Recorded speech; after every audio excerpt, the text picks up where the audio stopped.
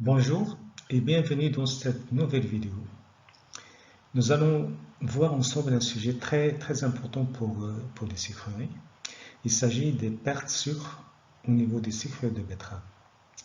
On va voir ensemble l'origine et la nature de ces pertes, comment les détecter et les mesurer, et quels sont les moyens à mettre en œuvre pour les minimiser.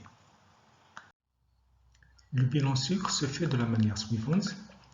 Nous avons le sucre présent au niveau de la betterave, va subir une transformation au niveau du processus de fabrication pour donner du sucre blanc extrait, une partie du sucre qui va rester dans la mélasse et le reste, ce sont des pertes totales. Ainsi, en pourcent betterave, on peut dire que la richesse recette égale au sucre produit plus le sucre mélasse plus les pertes totales. Et les pertes totales sont égales aux pertes d'effusion, pertes épuration et des pertes indéterminées. L'autodextraction, c'est le rapport entre le sucre extrait et le sucre entré de la betterave.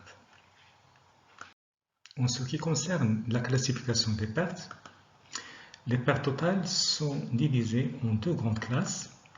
Tout d'abord, il y a les pertes connues, dans lesquelles on retrouve les pertes d'effusion, c'est-à-dire le sucre qui va rester au niveau des bulles pressées, et les pertes d'épuration, c'est-à-dire le sucre qui va rester au niveau des écumes. Puis enfin, la classe des pertes indéterminées qu'on va détailler par la suite. Pour les pertes indéterminées, ils sont divisés en deux catégories. Il y a tout d'abord les pertes apparentes, puis les pertes réelles. Concernant la classe des pertes apparentes, il y a tout d'abord les erreurs sur le pesé et le jaugeage, surtout lors de la détermination des poids, des cossettes, du sucre et de la mélasse. Il y a aussi les erreurs lors des analyses qu'on fait quotidiennement au niveau du laboratoire. Au niveau de l'échantillonnage, il y a aussi les précisions des analyses. Il y a enfin la polarisation de certains non-sucres. En effet, il y a des non-sucres qui ont un pouvoir rotatoire à l'instar du saccharose. Donc pour plus de détails sur ce sujet, je vous invite à voir la vidéo que j'avais mise en ligne et qui traite de la qualité technologique de la betterave. Dans la classe des pertes réelles, nous avons les fermentations microbiennes qui s'opèrent au niveau du process. Il y a aussi la dégradation enzymatique du sucre initiée par les enzymes de la betterave, surtout les invertases, lors d'un stress subi par la betterave. Il y a aussi la dégradation thermochimique qui va donner lieu à l'hydrolyse du saccharose sous l'effet combiné de la température, du pH et du temps de séjour. Il y a enfin les pertes mécaniques dans lesquelles on trouve tout ce qui est débordement des fluides et des entraînements du jus, surtout lors de l'évaporation et de la cristallisation. Il faut noter que les pertes apparentes sont négligeables devant les pertes réelles. Au niveau du bilan, les pertes indéterminées sont déduites par calcul. Et la formule est la suivante. Les pertes indéterminées sont pour son betterave égale à la richesse moins sucre produit pour son betterave, moins sucre mélasse pour son betterave, moins perte diffusion pour son betterave, moins perte épuration pour son betterave. Maintenant, on va parcourir ensemble le processus de fabrication et on va ensemble détailler les pertes de sucre qui se produisent à chaque étape de la fabrication. Tout d'abord, on va commencer par l'opération de stockage et lavage betterave. Durant cette partie du process, des pertes observées sont premièrement les pertes qui se produisent lors du stockage des betteraves. Puis ensuite, les pertes qui se produisent lors du transport hydraulique et le lavage des betteraves. Ça, c'est pour des sucreries qui n'utilisent pas le transport à sec ou bien la cour à sec. Et enfin, les pertes qui sont dues au rejet des radicelles et les petites bouts de betterave brisées et qui ne sont pas récupérées au niveau du process. Concernant les pertes observées durant l'opération de stockage des betteraves, on distingue deux types de pertes, les pertes dues à la respiration de la betterave et les pertes dues aux blessures de la betterave.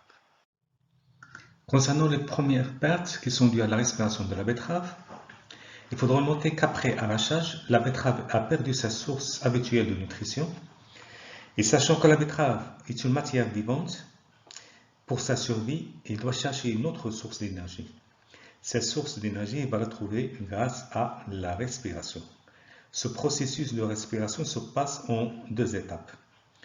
La première étape, c'est l'hydrolyse du saccharose en sucre inverti grâce aux enzymes endogènes de la betterave qui sont les invertases. Ensuite, le glucose et le fructose issus de cette hydrolyse seront utilisés comme substrat pour la respiration.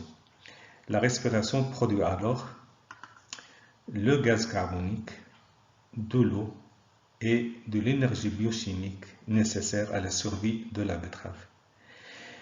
Cette réaction de respiration produit aussi de la chaleur. C'est pour ça que nous constatons un échauffement de la pile au niveau des betteraves stockées. Nous constatons que l'oxygène est essentiel pour cette respiration. Si maintenant le niveau de l'oxygène est réduit à un niveau critique entre 5 à 7% au niveau de la pile des betteraves, il va se produire alors donc une fermentation alcoolique. Et nous aurons donc comme produit de cette réaction le gaz carbonique, l'éthanol et l'énergie biochimique. Il faudra noter que ce phénomène de respiration est accentué par la température. Vico, avant 1977, a pu établir une formule qui approche les pertes en sucre en grammes par jour par tonne de betterave en fonction de la température. Ainsi, à 5 degrés, les pertes sucre s'élèvent à 200 grammes par tonne de betterave par jour et à 35 degrés, les pertes sont multipliées par 10 et s'élèvent à 2200 grammes par tonne de betterave par jour. Dans le même ordre d'idée, De Vleter a pu établir les constats suivants. Si on stocke des betteraves à moins 10 degrés pendant 3 jours, les pertes betteraves seront de l'ordre de 0,1 à 0,2% de betteraves. Et si on stocke des betteraves à 15 degrés pendant 15 jours, les pertes s'élèvent à 0,7% de betteraves.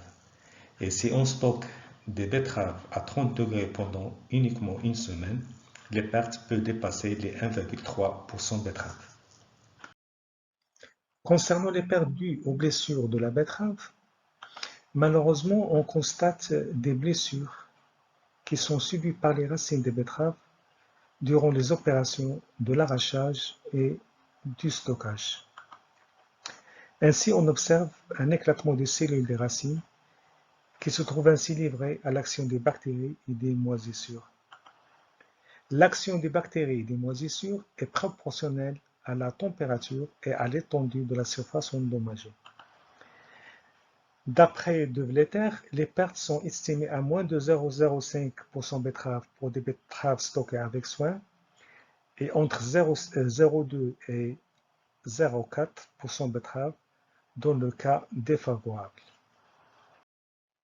Nous avons vu les pertes observées durant l'opération de stockage des betteraves. Maintenant, on va voir les pertes qui se produisent durant le transport hydraulique pour les sucreries qui n'ont pas une cour à sec et durant le lavage des betteraves. Durant le transport hydraulique, les pertes sont dues à la diffusion du sucre des racines blessées. Ces pertes s'accroissent avec la température de l'eau et ces pertes sont proportionnelles au degré de blessure des racines et s'accroissent avec la durée de contact avec l'eau. Les pertes au cours du lavage sont proportionnelles à la durée de séjour dans le lavoir. Ces pertes sont estimées entre 0,05 à 0,3% betterave. Toujours dans la cour et le lavage betterave, les dernières pertes observées, ce sont les pertes dans les radicelles et les bouts de betterave rejetés. Les radicelles ont une richesse entre 10 à 12% et leur quantité varie entre 2,5 à 4% betterave, ce qui représente donc une quantité de sucre entre 0,3 à 0,5% betterave. La quantité des radicelles dépend de la forme et de la fragilité des racines et de la manutention des betteraves lors du stockage et le lavage. Quelles sont donc les mesures à prendre pour réduire les pertes dans la cour et le lavage betterave? Tout d'abord, il faut réduire la durée de stockage des betteraves et éviter le séjournement, surtout pour les sucreries qui entament leur campagne durant les périodes chaudes de l'année. Deuxièmement, il faudrait soigner la manutention et le stockage des betteraves en réduisant la hauteur des chutes de betteraves pour diminuer les chocs des betteraves et les blessures. Troisièmement, il faut réduire la température de l'eau utilisée pour le transport hydraulique de la betterave. Et enfin, il faut éviter des durées de lavage trop importantes, au-delà de 10 à 15 minutes. Concernant l'étape de l'extraction, il y a deux types de pertes qui se produisent durant cette étape. Tout d'abord, il y a les pertes qui restent dans les pulpes, qu'on appelle communément les pertes de fusion. Et il y a les pertes par infection qui rentrent dans la classe des pertes indéterminées. Concernant les pertes dans les pulpes ou pertes de diffusion, elles sont estimées entre 0,15 à 0,35% betterave. Ces pertes sont régies par la loi de Fick. Et par la suite, Céline a adapté cette loi au diffuseur et a pu élaborer le modèle suivant. Dans ce modèle, nous avons N qui est le soutirage poids pour 1 kg de jus cellulaire, P, perte diffusion, R, c'est la richesse, A, c'est la constante de Céline qui est liée aux caractéristiques physiques de chaque diffuseur, L, c'est la longueur cossette en mètres pour 100 grammes, Z, c'est la durée de diffusion en minutes, θ, c'est le facteur de température qui est une fonction de la température moyenne de la diffusion et de la viscosité. Nous aurons l'occasion de revenir en détail sur cette formule dans une prochaine vidéo qui sera consacrée à l'optimisation des paramètres de conduite de la diffusion.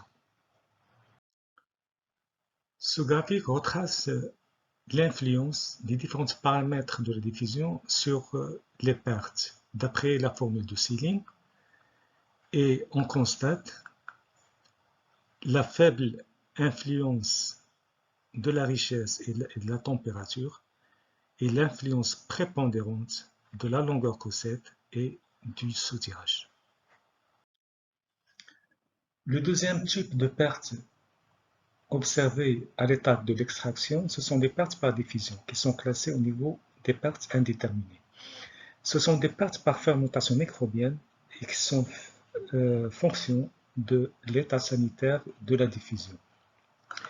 Pour l'estimation de ces pertes en fonction du degré d'infection de la diffusion, bien sûr, pour une marche stérile, nous avons 0% betterave de perte. Pour une infection modérée, le niveau de perte s'élève entre 0,1 à 0,2% betterave. Et pour une infection importante, le niveau de perte s'élève entre 0,5 à 0,8% de betterave. Les pertes par infection sont difficiles à déterminer. Cependant, on pourrait recourir à des méthodes indirectes qui permettent de donner efficacement l'alarme en cas d'infection. Tout d'abord, il y a le contrôle du pH en divers points de la diffusion, mais ça reste une indication qualitative. Il y a aussi le contrôle par numération des germes au moyen d'un microscope. Il y a aussi le dosage de l'acide lactique, qui est le principal produit de l'attaque bactérienne du saccharose. Il y a aussi le test à la rhizazurine, qui donne une réaction qui prend des colorations variées en fonction de l'évolution du potentiel d'oxyde de réduction, qui est lui-même en fonction de l'activité de la flore microbienne. Et enfin, il y a d'autres mesures des métabolites qui sont produits des bactéries spécifiques, comme le mannitol, qui est un traceur des leuconostocs, et l'acide acétique pour les bactéries acétiques. Plusieurs auteurs ont proposé une estimation des pertes par infection. Tout d'abord, à partir de la chute de pH. Donc, une chute de pH de 0,3 points sur la valeur normale du jus brut est équivalente à une perte de 0,02 à 0,03% de betterave. Et puis, à travers donc, la quantité de l'acide lactique formé. Ferhat et Visser en 1959 ont constaté qu'un gramme d'acide lactique est formé à partir de 0,7 g de sucre, c'est-à-dire que le ratio sucre sur acide lactique est de 1,4. D'autres auteurs ont proposé d'autres ratios, compris entre 1,2 à 3,3. Mais généralement, on prend une valeur moyenne de 2, c'est-à-dire que 2 g d'acide lactique sont formés à partir de 1 g de sucre perdu. Pour les moyens de lutte contre l'infection et la diffusion, tout d'abord, un lavage soigné des betteraves, une javelisation des eaux de rinçage. Une eau d'alimentation non polluée, il faut procéder à la pasteurisation des eaux de presse recyclées et formolage ou javelisation des eaux récupérées. Une température de diffusion correcte. Et enfin, un dosage périodique du formol ou d'autres désagréments. Maintenant, on va passer à l'étape de l'épuration. Les pertes observées à cette étape sont les pertes dans les écumes. Elles sont estimées entre 0,02 à 0,1% de betterave. Ils sont mesurés en analysant la polarisation des écumes. Passons maintenant à l'étape de l'évaporation. Durant cette étape, deux types de pertes sont observées. Tout d'abord, il y a les pertes par entraînement dans les condensats. Ces pertes sont détectées au laboratoire par le dosage de l'alpha-naphthol ou par dosage automatique en ligne par photométrie. Ensuite, il y a les pertes par inversion de saccharose. Donc, le saccharose, comme on sait, se dégrade par hydrolyse, même au milieu alcalin, en glucose et fructose selon la réaction suivante. La solution obtenue prend le nom d'inverti ou sucre-averti en raison du changement des signes du pouvoir rotatoire qui passe du positif d'estrogure vers le négatif lévogure. Cette réaction d'inversion dépend à la fois du pH, de la température et du temps de séjour. Les pertes par inversion du saccharose peuvent être calculées par la formule d'Anderson suivante. Le logarithme P, c'est le sucre perdu pour son initial, égale à 18,68 moins pH plus le logarithme du temps de séjour en minutes moins 5580 qui divise la température absolue. L'ordre de grandeur de ces pertes varie entre 0,05 à 0,15% betterave. Il faudrait noter que pour les jus sucrés, le pH diminue d'environ 0,2 points chaque fois que la température augmente de 10 degrés C et que l'inversion augmente de 50% pour chaque augmentation de la température de 10 degrés Celsius. Pour les moyens de contrôle, on se contente de mesurer les réducteurs dans le sirop, étant donné que presque la totalité des réducteurs du jus brut sont détruits à l'épuration. Pour les moyens de lutte contre ces pertes, il faudra agir sur les trois paramètres, pH, température et temps de séjour. Le pH à l'évaporation ne doit pas descendre au-dessous de 7 aux températures d'ébullition, soit un pH qu'il faudrait stabiliser autour de 8,5 dans le sirop par addition si nécessaire de la soude dans le jus clairin. Passons finalement à la dernière étape du process qui est la cristallisation. Donc les pertes constatées durant cette étape, il y a tout d'abord les pertes en mélasse. Ces pertes dépendent de la quantité des non-sucres apportés par la betterave et non éliminés à l'épuration, de la quantité des non-sucres supplémentaires créés au cours de la fabrication, matière colorante, acide lactique, réducteur, et dépend aussi de la conduite de la cristallisation. Ces pertes peuvent varier entre 1,2 à 3,5% betterave. Enfin, comme à l'évaporation, il y a les pertes par inversion de saccharose. Ces pertes dépendent, comme on avait vu, donc de la température, du pH et du temps de séjour. Ces pertes sont approchées par la mesure de l'évolution des réducteurs dans la mélasse.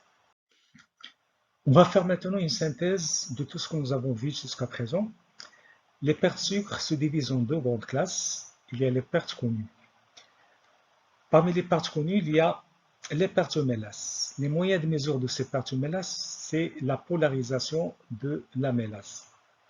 Les paramètres d'optimisation de ces pertes, il y a tout d'abord la conduite de l'épuration. Ensuite, il y a la conduite des bas-produits de la cristallisation.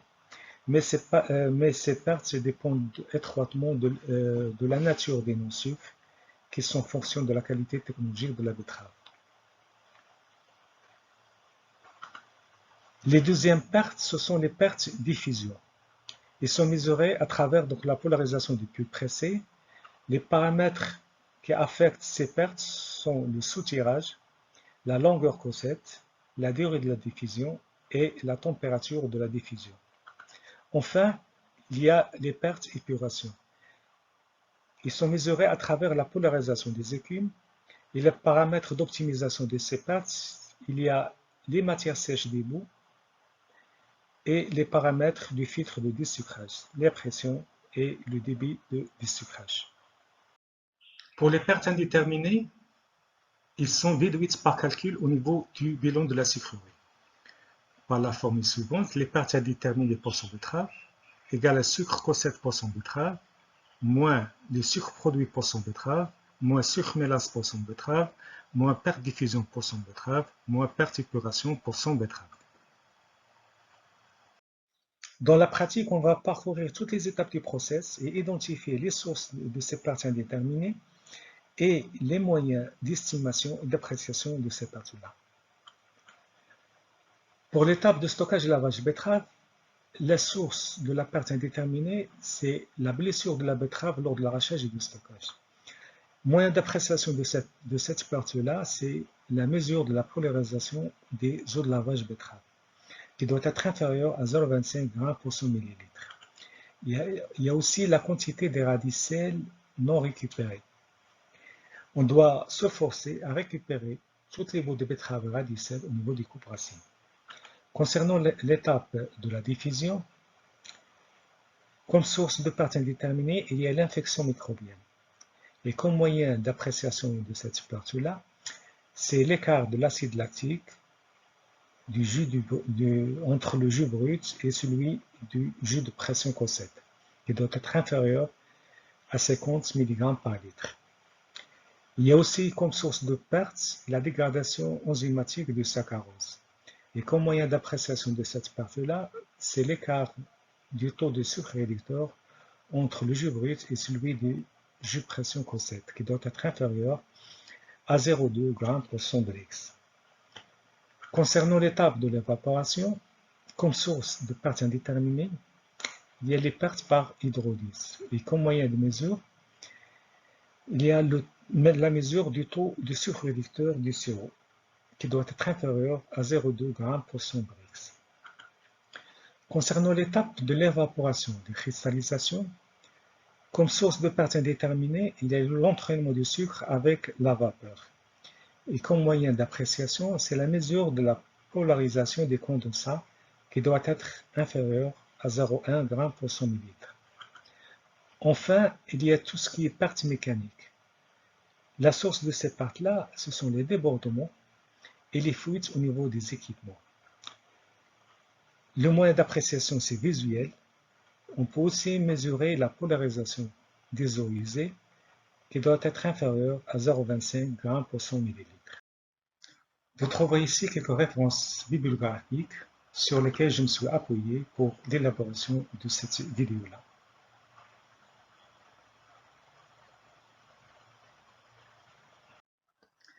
Ainsi prend fin cette vidéo consacrée aux pertes sucre au niveau des sucres de betterave. J'espère avoir contribué à apporter quelques éclaircissements sur quelques aspects concernant ce vaste sujet. Je vous remercie de votre attention et n'oubliez pas de vous abonner à la chaîne pour voir d'autres vidéos qui traitent des sujets concernant le process sucrier. Et pour les personnes qui ont un smartphone Android, vous pouvez télécharger gratuitement un outil de calcul des paramètres du process d'extraction de sucre de la betterave à partir de Google Play. Le lien est sur cette page. Je vous remercie encore une fois de votre attention et à très bientôt.